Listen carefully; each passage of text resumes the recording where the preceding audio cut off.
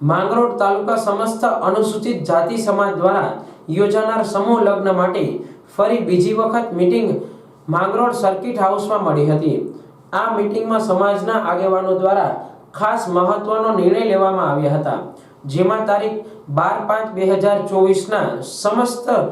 સમાજ સમૂહ લગ્ન યોજવાનું નક્કી કરવામાં આવ્યું હતું,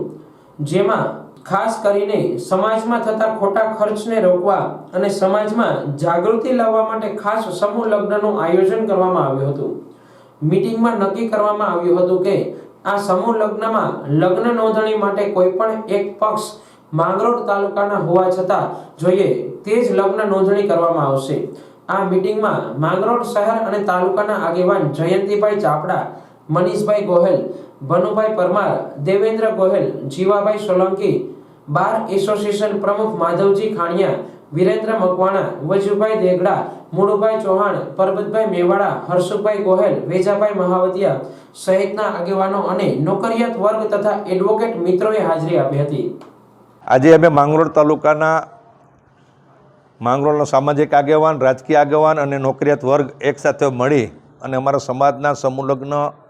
12/5/2024ના અમે જે કરવા જઈ રહ્યા છે તે અનુસંધાને સમાજની સમૂહ લગ્નની બીજી મિટિંગ મળી હતી। આવનારા સમૂહ લગ્ન કઈ રીતે કરવા, માંગરોળ તાલુકાના ગામડા, માંગરોળ તાલુકા શહેર અને માંગરોળ તાલુકાના સમગ્ર નોકરિયાત સામાજિક અને રાજકીય આગેવાનોએ એવું નક્કી કર્યું કે માંગરોળ તાલુકાના જે સમૂહ લગ્ન દર વર્ષે અમે કરીએ તેમાં દીકરી માંગરોળ તાલુકાની હોવી જોઈએ અથવા દીકરો માંગરોળ તાલુકાનો હોવો જોઈએ અને બેમાંથી કોઈ એક હોય એનું લગ્ન નોંધણી કરવાની